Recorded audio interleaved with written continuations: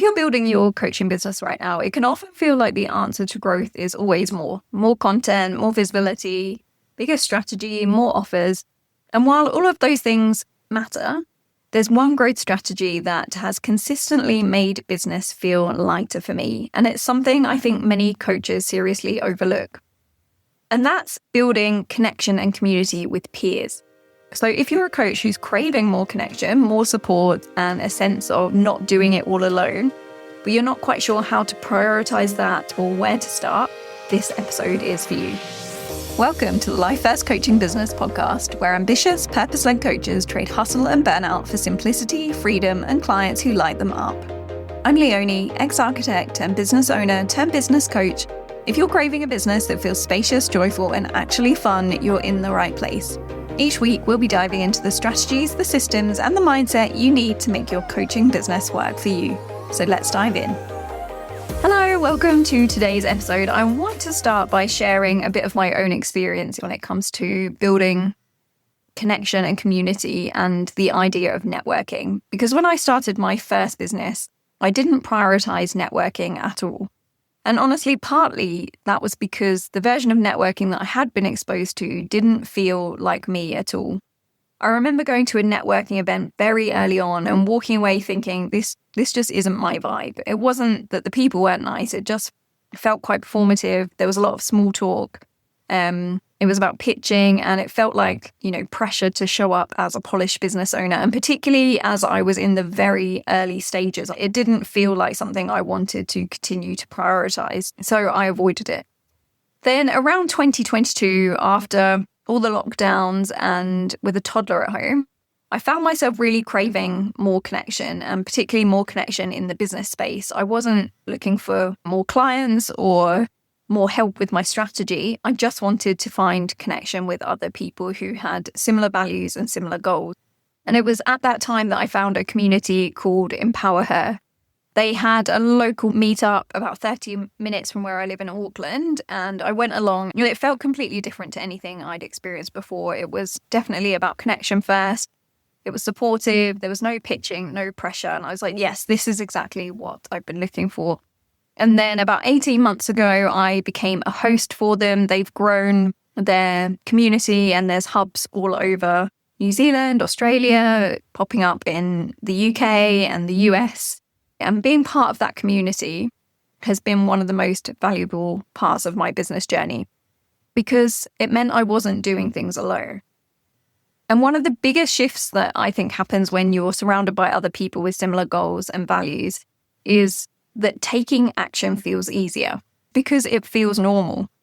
And when you're around other women in business who are also putting themselves out there, sharing themselves online, trying new things, navigating the same challenges and the same doubts, you second guess yourself a lot less.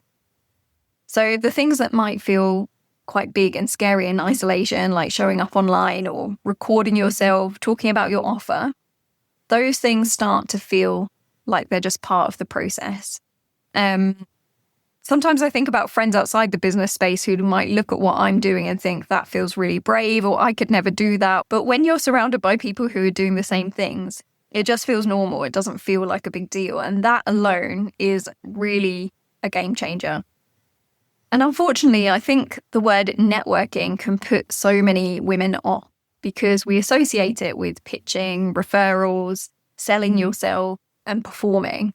And if that's the version of networking you have in your head, it makes total sense that you would probably try to avoid it. So here's the reframe for you, is that networking doesn't have to be about growing your audience. It can be about growing your environment. So expanding your circle, being around people with shared values, and creating spaces where growth feels safer, lighter, and more supportive. So you don't have to approach networking as a task I need to do to try and find clients, but more about putting yourself in rooms where the action that you're taking feels normal, where you feel inspired by what other people are doing. And as an offshoot, your business can grow through collaborations and referrals and all those other things that may come from that community. But you don't need to focus on that being the goal in order for your time put into networking being so, so valuable. Because when you change your environment, you change how you think, you change what feels possible for you, and you feel supported taking action, which is so, so powerful. You'll realize the challenges you're facing are just a normal part of the process. You can borrow belief on the days that you feel low, which is so helpful as well.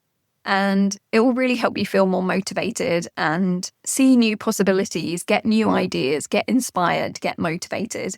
Then those connections, as they grow over time, can lead to collaborations, referrals, more opportunities, and those are the byproducts. And I believe not the goal.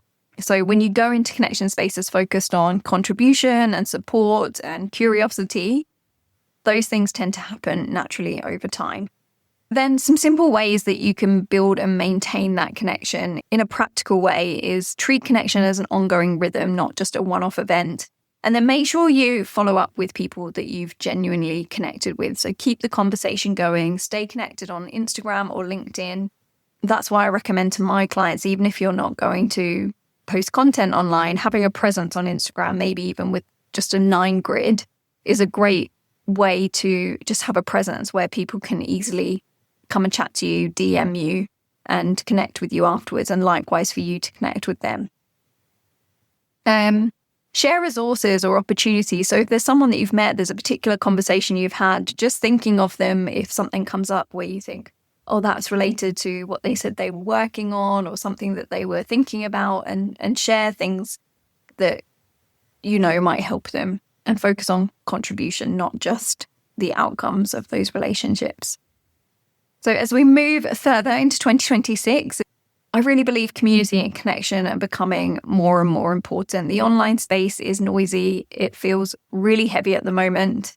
And many of us are craving something more grounded and human. So connection first spaces are really important right now. And that's exactly why I am hosting the first of, I hope, many Coaches Connect calls next week. This is going to be a relaxed online networking space for female coaches in the health, wellness, and personal development space.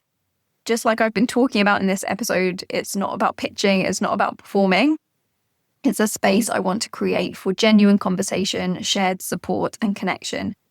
If you'd love to join us, it's happening on the 4th of February. It's free, and all the details and the links to join and grab a seat are in the show note. I would love to see you there.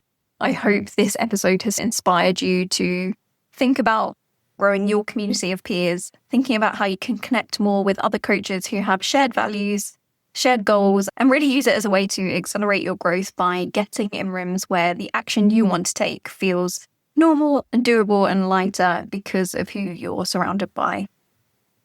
So I hope this has been helpful. And as always, if you know another coach who would find it helpful, please share this episode with them.